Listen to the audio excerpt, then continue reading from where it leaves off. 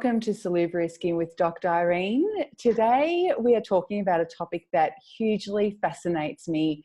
However, I've got no idea about it. So I needed to recruit someone who is very well aware of it, helps her clients with it, and helps people navigate through the subconscious mind to help them live healthier and happier lives. So before I introduce you to Shireen yet one more time, I want to explain to the listeners why I wanted to talk about the subconscious mind.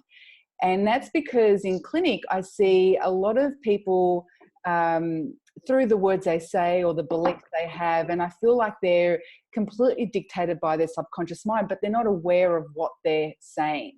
And specifically in the last few months, I've noticed a lot of patients talking about childhood traumas and whether they're emotional or physical or sexual, and all these physiological disease states have manifested. And I thought we really have to tackle what this subconscious mind is and how it's influenced from pretty much the day we're born until now. So welcome, Shireen, to the podcast. Thank you for sharing your time today, because I know you're super busy and you've got book launches and clients and all these sorts of things going on.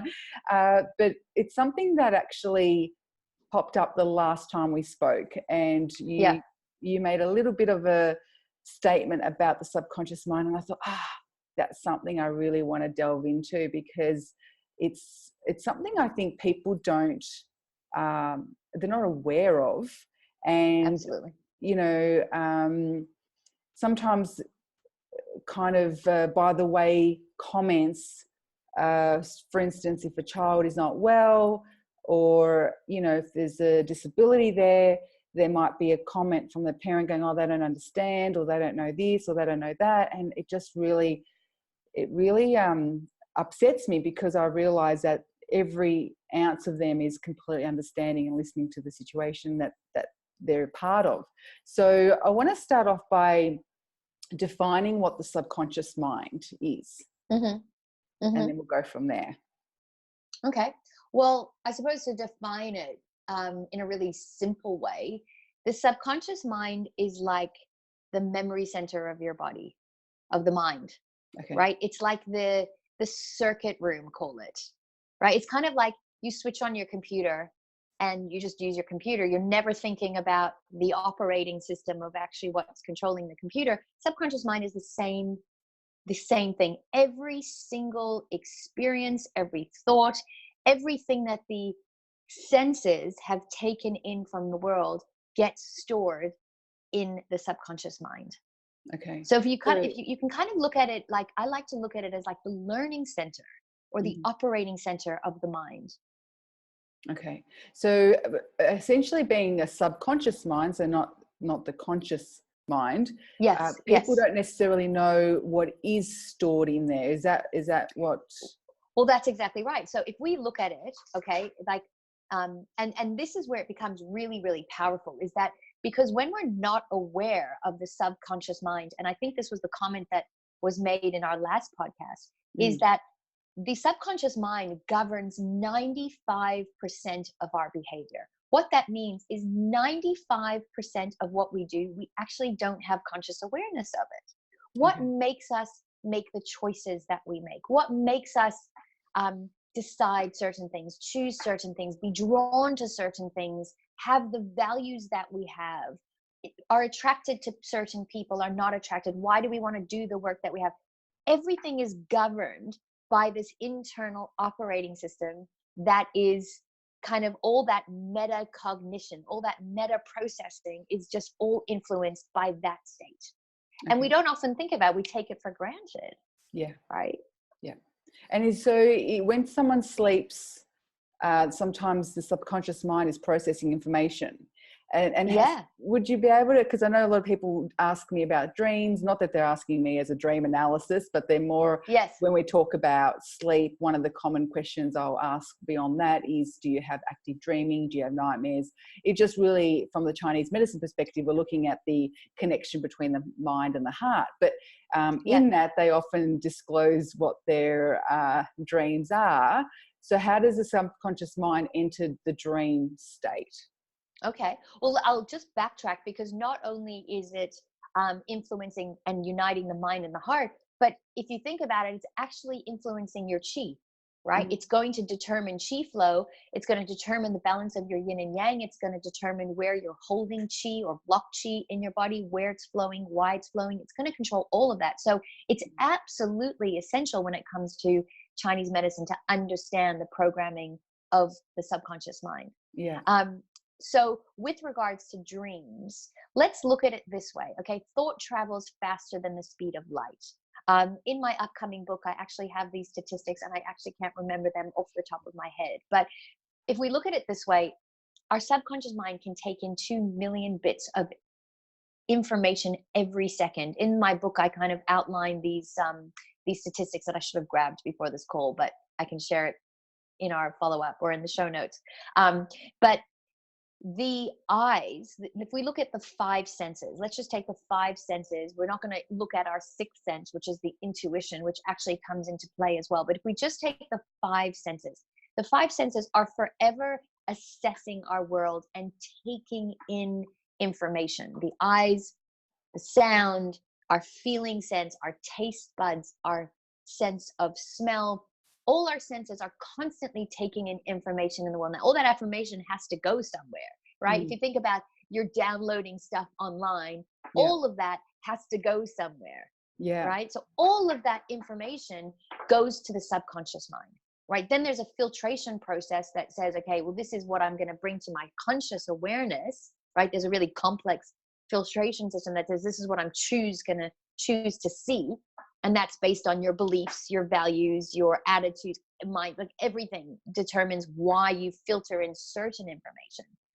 So when it comes to our dreams, if you can imagine that the subconscious mind, when we go to sleep, it has all this information, right? We've seen movies, we've seen imagery, and if you think about it, 2 million bits per second, we're taking in all this information.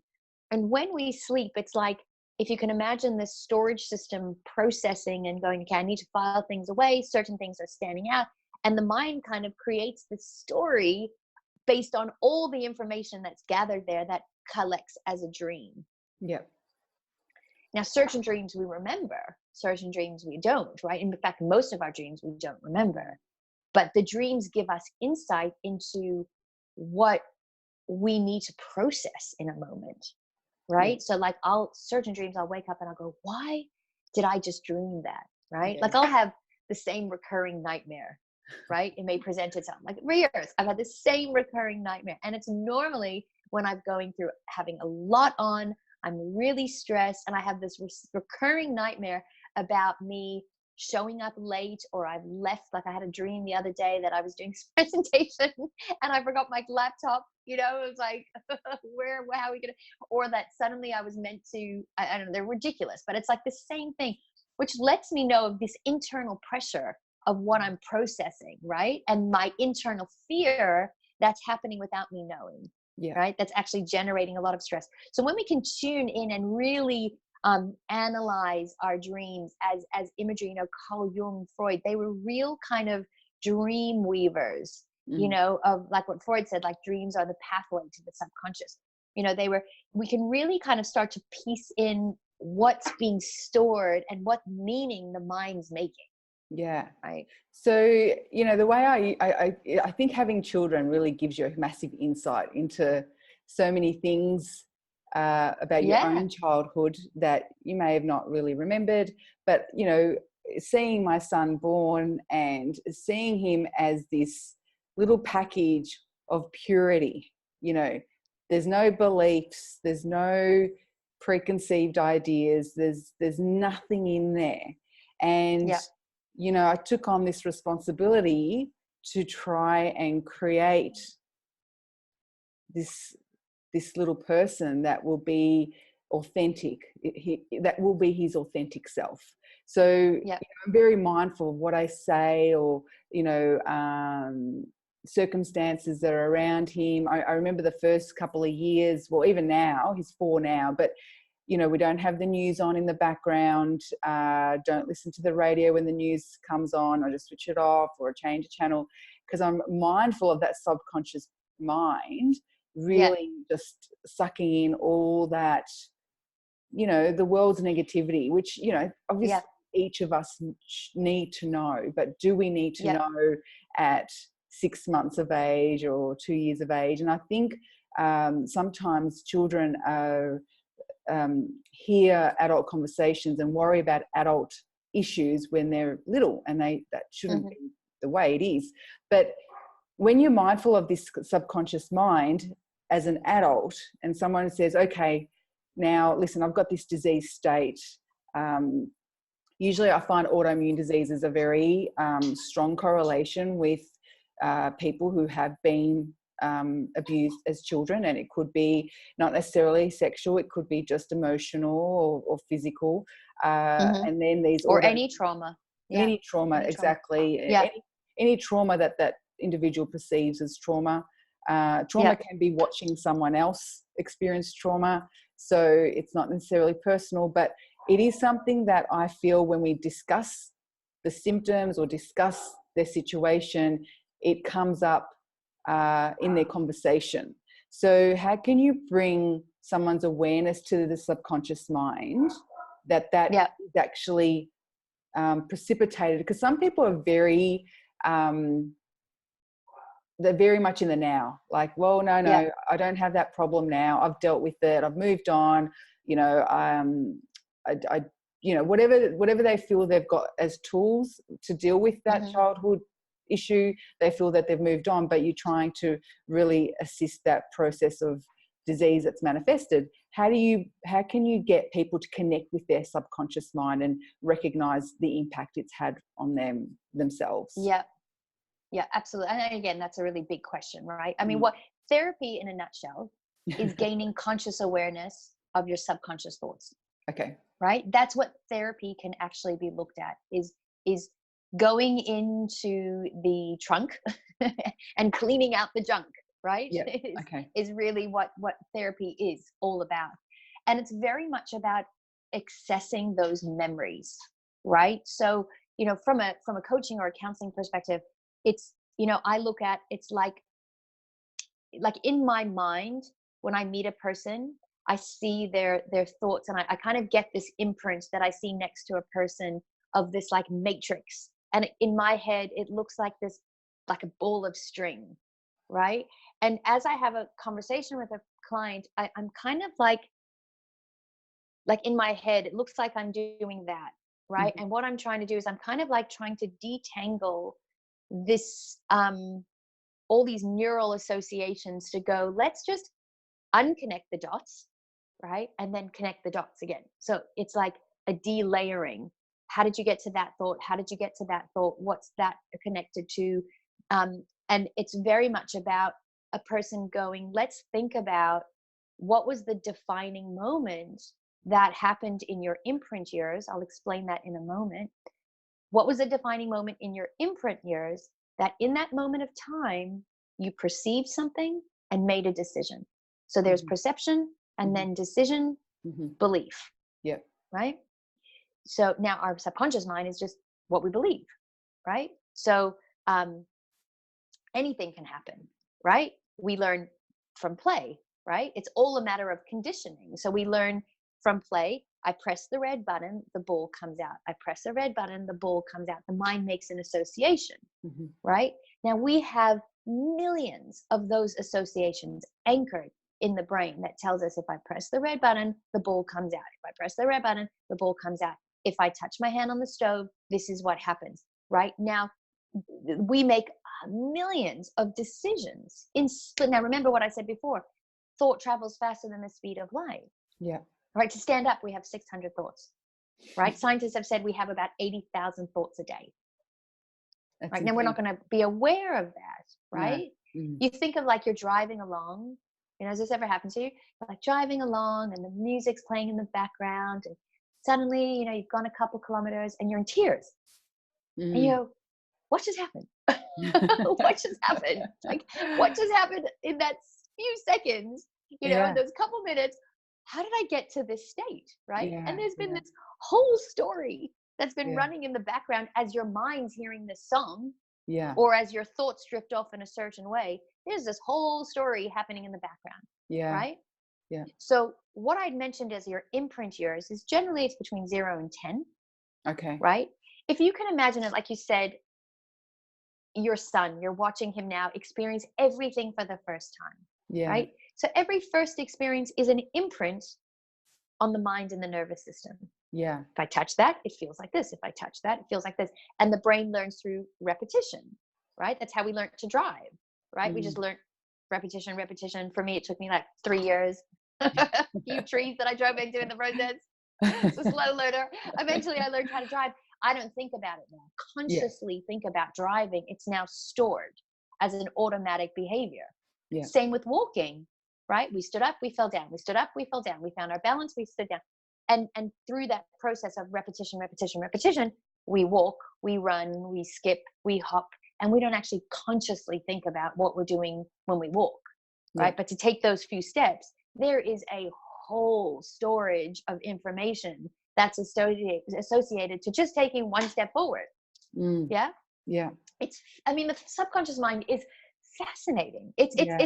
It's what psychology is based on. It is a fascinating conversation that nobody really has answers to because it's an abstract part of ourselves. Yeah. Right. I think one of the movies that captured the subconscious mind the best was Inside Out, a Disney movie. Like that to me is the best explanation ever of emotional intelligence and the subconscious mind. Like that is like every single person has to see that movie. I think I've got to watch right? that one. And I the haven't voices watched it. and the voices in your head. Yeah, you know, watch it with your little guy. He'll love it, right? And I mean, you'll see it. You know, Jai understands. Like my little guy, he's 5. My teenagers see different things. You know, it kind of really explains the voice in our head and how we associate, you know, things to, you know. Yeah. But the real journey, you know, like I said, therapy is about gaining awareness. Oh, sorry, did I lose you? Oh, That's okay. Therapy is about gaining conscious awareness around what your subconscious is saying. Yeah. So it's about digging in, right? I always, like in my book, I explain the process as, imagine being a deep sea diver, right? And you're diving into these dark waters, you know, 100 feet or whatever. You have no idea. You can see what's on the surface. You know, the surface looks lovely. Surface looks beautiful, but you have no idea what lies below those waters. And as you dive in as an explorer, you'll go, oh, wow, look what's here. And as you go deeper and deeper and deeper, you see different levels and, you know, different, you know, treasures that live below that. And that's what happens when we do the internal work of going within ourselves, of self-reflection and gaining greater levels of self-awareness to say, wow, that's why I think that. That's why I need this, right? So, Our self-worth is based on a contract deep within our subconscious mind that tells us, I am worthy because of all these conditions, right? In the book, I call it the terms and conditions of our self-worth, the T's and C's, right? When we rewrite the contract of our T's and C's, a whole new world of self-worth opens up for us. So if someone's unraveling the subconscious mind and repacking it, do they need to relive those memories? Not necessarily relive it, because it's not so much the event that matters, but it's what matters is the decisions and the beliefs that you created from perceiving that event. Okay. So my dad leaving at 9 years old, right? I made that mean I'm ugly, I'm worthless, and no man will ever love me. Now, there is no truth in that belief system, but that became my truth because of the decisions that I made that traumatic experience mean. So when you recognize it had that impact on you, was there an element of feeling that emotion of abandonment again? like Yes, because, two, well, I three. realized that I was playing out my wound, right? Yeah. Because that experience and the decision that I made imprinted a wound of abandonment and rejection, humiliation, betrayal, Mm. all of that on my consciousness, Yeah. right? And I had, and that all those decisions became my belief system about men, about Mm. myself, about relationships. So subconsciously, what am I attracting? I'm Yeah. attracting my dad in different bodies, right? To resolve the pain of my wound. Mhm. Yeah. Unfortunately, it took me almost 40 years to figure it out, to heal. Right. But that's, that's again what therapy is therapy is healing, Mm. right? It's healing because what we do is we claim back all those lost parts of us, all those parts that in those decisions we made toxic beliefs. Yeah. We made So wrong beliefs. We made beliefs that were ruled by a child that only sees the world through their own lens, so egocentrically. with that was your interpretation, which I can Yes. understand. But what in those what about those circumstances when children, let's use children as an example, because they're more, I guess they're more vulnerable, they absorb everything, and they're really Mm. reliant on that message from the external world. But what if a parent um, drums in repetitively, you're ugly, you're useless, whatever, when That's that's going to such a become your strong, belief system. when it's Yeah, such a that is going strong, to be yeah. yeah. Their words become our thoughts. That's why conscious parenting nowadays is an Mm, understanding that your words are going to become their thoughts. yeah, So exactly. if we hear that as a child, we're absorbing, like you said, we absorb our environment. We make everything about ourselves as a child because cognitively that's how we're wired, Yeah, right? We don't have the ability to have reflective intelligence yeah. and see that a person's projecting their belief system. A 5-year-old doesn't know how to think that way, right? Yeah, It's, yeah. but conscious parenting now is realizing that everything I say, it's like, imagine their brain being like an empty plastic bag. Mm-hmm. Everything we say is going into that bag. And when they look at who am I, it's going to be everything that they see. Oh, I'm ugly. I'm worthless. I'm not good at this. Everything that you've heard from a parent, from a teacher, from all the significant others in your Mm-hmm. world, Yeah. right? Sorry, there goes my dog again. He always Sorry. interrupts our podcast. I'm sure he's got his own opinion about everything as well, right? He's trying to have his say, dear Yeah, Chester. he's trying to say, To have his you know say. what, I've got to add a little bit extra into that. Yeah, Uh, yeah. so, So, yeah, because you look up, as a child, you look up to the parent, whether you recognize it being a dysfunctional relationship or not. At the end of the day, a parent has that massive value in your life, and you can't easily just disconnect from a parent that is toxic, because mm, it's whether it's a mother or father, it is quite challenging to do that. Some people yeah, ostracize themselves from an entire family just for that reason, because by not being connected to a parent means you can't connect to siblings and the growth of that family. So how does yeah. But as someone, children, we don't even know another way, unless you start yeah, interacting with other families and you go, oh, wow, what happens in yeah, my house doesn't happen in another house. Then we know the contrast. We know, oh, wait a minute. See, yeah, change only happens when we start to challenge our thoughts, when right, we start to challenge our thinking.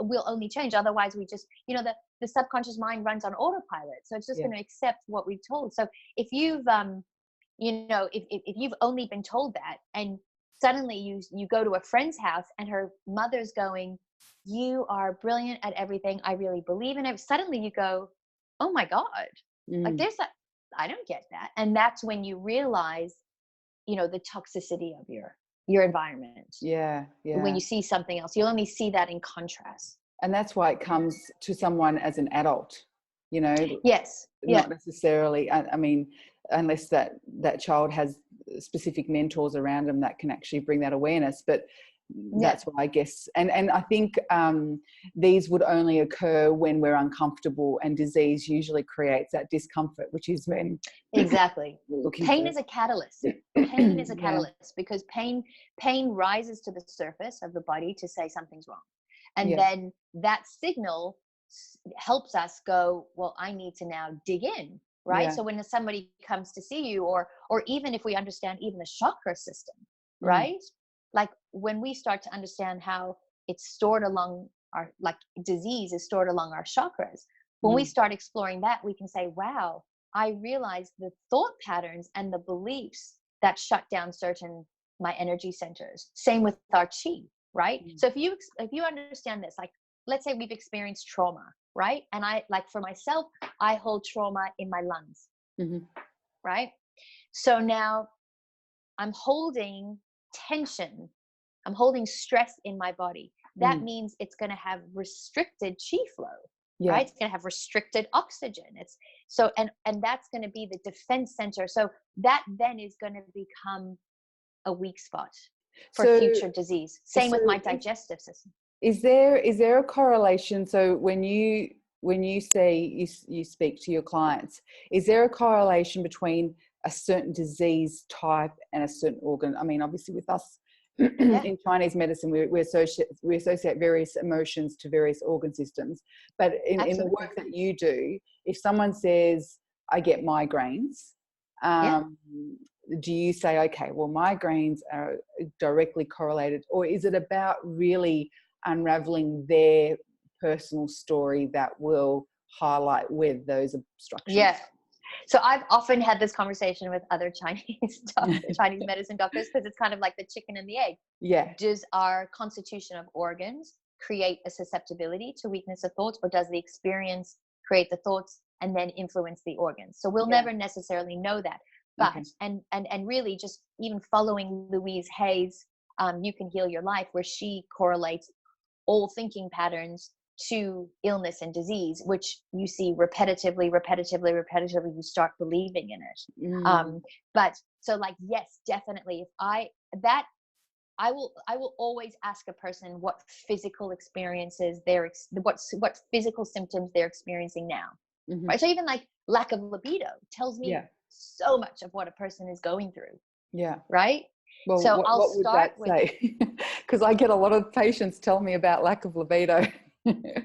Well, for me, we delve into a lot of trauma and distorted beliefs around feminine energy. Okay. Which is probably something that has historically been suppressed. Yes, or there may be a pain story in there. So, for example, a woman who holds resentment to her partner, right? Over time, she goes, "Oh, my libido is just..." Well, let's unravel that. Let's unravel the story in your mind and what's been imprinted and stored in your body, because every thought has a cellular impact on the body. Right? Every single thought is going to go into cellular memory. So you can see we have a subconscious mind, but then we also have subconscious cellular memory. Yeah. Right? Yeah. So our cells are just, it's all following a program. Like it's literally, the best way to think about it is like your body is the hardware and the subconscious mind is the software. Yeah. And the software is just telling the hardware what to do. So the minute you reformat or reprogram the software or update the software, you have different functionality, right? So like a person that stores anger, over time, there is a direct link. And I've seen this over and over and over again. Person who has repressed anger, it will show up as liver disorder, right? Yeah, definitely. A person who has extreme fear, it will show up as kidney disorders. Yeah. Right? Because those are the emotions, and the fear. Speaking of that, it's in children, it's a lot of incontinence, bedwetting. And then they get in trouble. I hear these stories of children getting in trouble, which means they've got more fear of bedwetting, which means what they're going to do is wet the bed because their fear is just heightened. Yes, but the subconscious mind has created a story that now the body is trying to take control of, right? The incontinence is like a feeling of lack of control. Yeah. Right. Or that, like, and even how things manifest. Like you look at something like even how anorexia will manifest itself. Yeah. Right. Mhm. um, it's a way of controlling an environment. But if you kind of unravel and go, "Well, why the need for control? What's the belief system? What's Mm. the memory?" If you keep just digging in, Yeah. peeling layers, peeling to get to what was the core belief, Mm. right? What started the story, Yeah. right? And then once we see it from a different perspective, then you've got, that reframe. That's called in therapy, that's just called creating a reframe, where you just see a situation from a different angle. Yeah. Suddenly you go, oh wow, I didn't see it this way, and suddenly a whole new story is created. So with the challenge that people have with that is when those old thoughts are so ingrained, and even though the realization is so refreshing and people want to embrace that, how do you keep that new belief system active and not regress back to that old fixated thought I process? think that is the biggest difference between coaching and counseling, Okay. what you've just said. Mm-hmm. Because from a counseling perspective, I will go into the psychoanalysis. Let's understand the background. From a Okay. coaching perspective, it's now we want to unlearn and relearn. Mm-hmm. So we want to create new thought patterns. We want to Mm-hmm. create new visualizations that are going to program your subconscious mind and program your nervous system in a new way. We Yeah. want to create daily affirmations, new habits that support that belief. And every time that you think a certain way, we're going to adjust you back.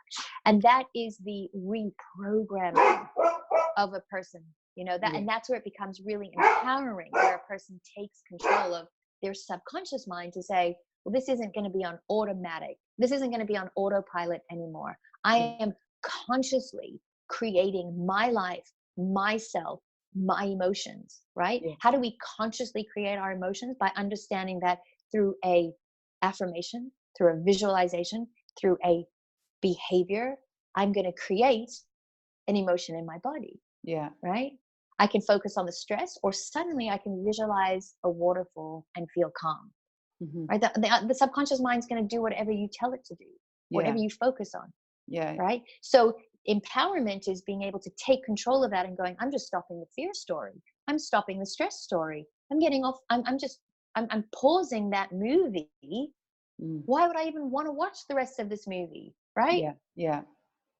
Can we bring in the Hemsworth brothers? Can we bring in, come on, can we change the characters? Well, Yeah. that's mindfulness, right? That's mindfulness, where we have that level of awareness to say, how am I mindfully, what you said before, how am I mindfully raising this boy? How am Mm-hmm. I mindfully aware of myself in Yeah. every moment? And so I think with myself, I have recognized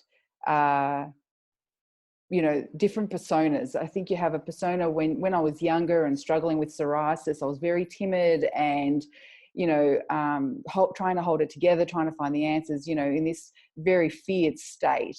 And obviously now, as a 44-year-old, my life's very much different. But what I found is that various people from my childhood can almost take me back to there. And Yes. so I need to recognize, hey, I've just gone back to this timid persona. That's not Irene now.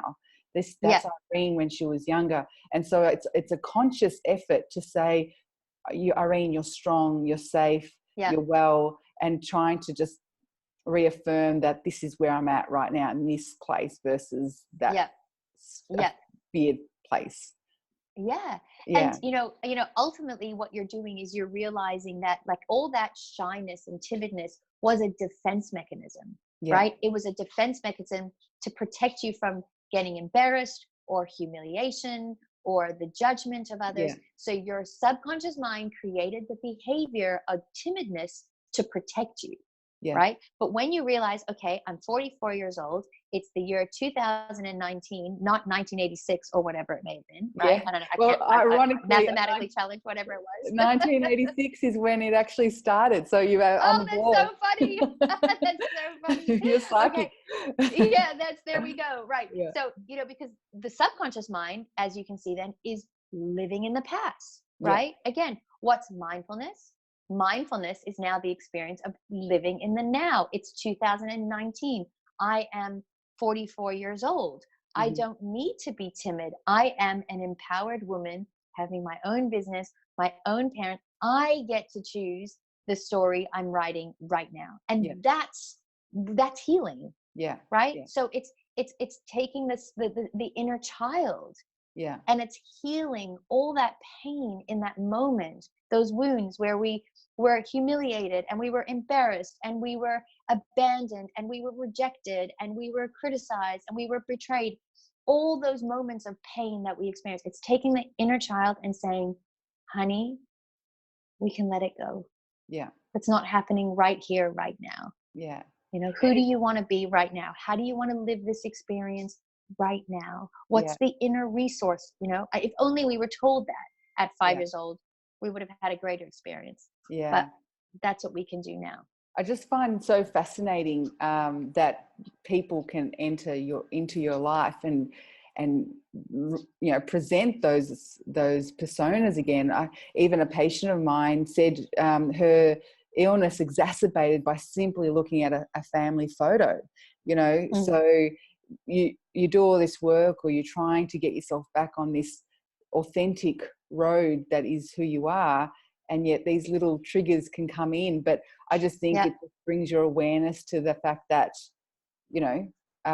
maybe a little bit more work is required, or maybe yeah, there's something else that you've missed that you need to. yeah, So I think feeling bothered or upset or having a physical reaction to something is not a bad thing. It really just brings you back to that awareness of the subconscious mind, and that's more work is required to yeah. sort that out. Yeah, it's Absolutely. amazing. And one of the best way to look at those triggers is to look at them as angels.